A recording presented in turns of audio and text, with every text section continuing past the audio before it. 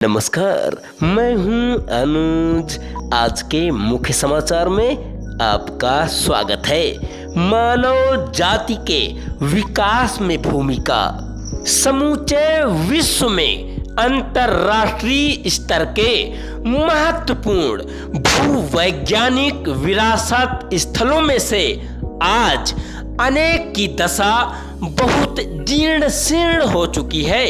इसे महसूस करते हुए विश्व के सबसे बड़े विज्ञानी संगठन international union of geological sciences यानी IUGS ने हर 2 साल में 100 वैश्विक भूवैज्ञानिक विरासत स्थल घोषित करने का निर्णय लिया। भारत के मेघालय की मामलूह गुफा को पहले 100 स्थलों के अंतर्गत घोषित किया गया है और दूसरे 100 स्थलों के लिए 4 भारतीय भू विरासत स्थल विचाराधीन हैं।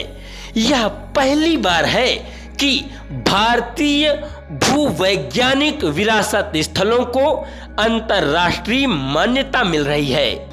इसके बावजूद इतनी महत्वपूर्ण उपलब्धियां अभी भी हमारे नीति निर्माताओं और आम लोगों की जानकारी से दूर हैं। विश्व भर के भूविज्ञानियों के प्रयास से यूनेस्को ने पिछले साल ही 6 अक्टूबर को अंतर्राष्ट्रीय भू विविधता दिवस के रूप में मान्यता दी है। विश्व भर के भूविज्ञानियों के प्रयास से यूनेस्को ने पिछले साल ही 6 अक्टूबर को अंतर्राष्ट्रीय भू विविधता दिवस के रूप में मान्यता दी है। इसलिए हमें इस विषय के महत्व को समझना होगा। यहाँ हम इसके महत्व का मूल्यांकन करने का एक प्रयास कर रहे हैं। सबसे पहले हम यह समझना चाहेंगे कि वास्तव में भू विविधता है क्या। भू विविधता से हमारा तात्पर्य पृथ्वी के उस प्राकृतिक हिस्से से है जो जीवित नहीं है, चाहे वह सतह पर हो या पृथ्वी के आंतरिक भाग में। भू विविधता से हमारा तात्पर्य पृथ्वी के उस प्राकृतिक हिस्से से है जो जीवित नहीं है, चाहे वह पृथ्वी के सतह पर हो या पृथ्वी के आंतरिक भाग में। पृथ्वी के खनिज, चट्टानें, जीवाश्म, मिट्टी, सेडिमेंट्स, भू आकृतियां, स्थलाकृतियां और जल विज्ञान संबंधी विशेषताएं जैसे सागर, नदियां और झीलें भू विविधता का हिस्सा हैं। इस परिभाषा को पढ़ने के बाद आपको यह एहसास हो गया होगा कि आपका सारा परिवेश भू विविधता है। फिर भी हम इससे अनजान क्यों हैं? अगर हम कहें कि मानव जाति का विकास भी पूरी तरह से भू विविधता पर निर्भर है तो यह गलत नहीं होगा।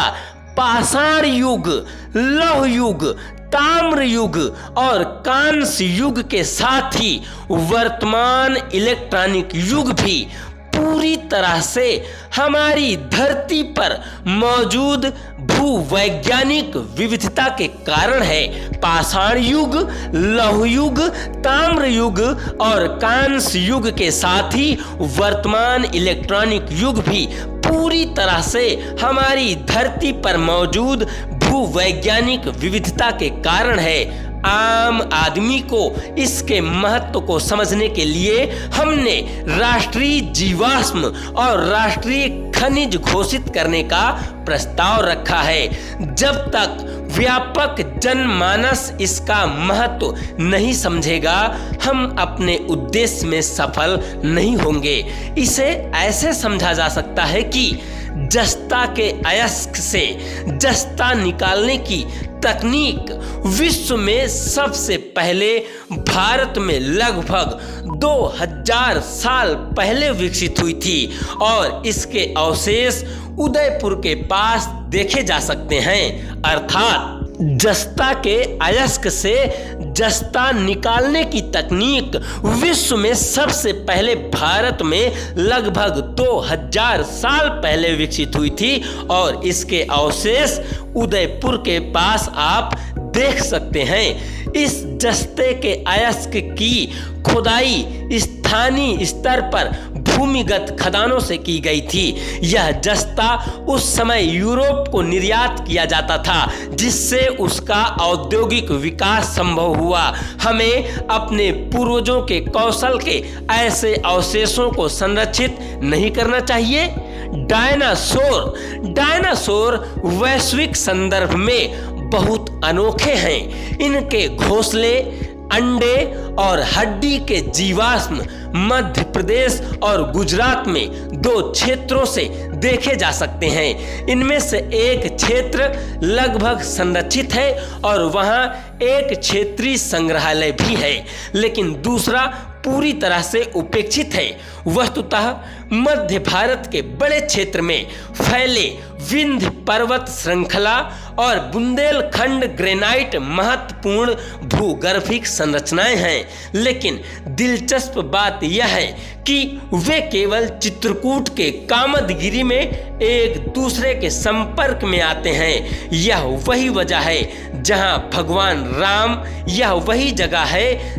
भगवान राम सीता और लक्ष्मण ने अपने वनवास के 11 साल व्यतीत किए थे। इसलिए यह एक भूवैज्ञानिक और पौराणिक महत्व वाला स्थल है। सवाल यह है कि क्या हम ऐसे यूनेस्को ग्लोबल जियो पार्क के रूप में विकसित कर सकते हैं।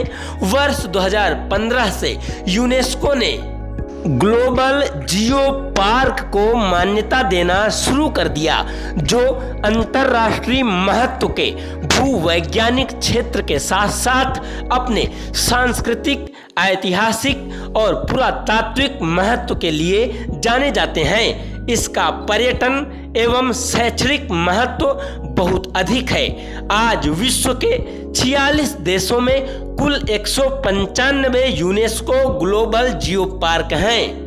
2015 से यूनेस्को ने ग्लोबल जियो पार्क को मान्यता देना शुरू कर दिया, जो अंतर्राष्ट्रीय महत्व के भूवैज्ञानिक क्षेत्र के साथ साथ अपने सांस्कृतिक, ऐतिहासिक और पुरातात्विक महत्व के लिए जाने जाते हैं। इसका पर्यटन एवं शैक्षणिक महत्व पर बहुत ही इनका महत्व है।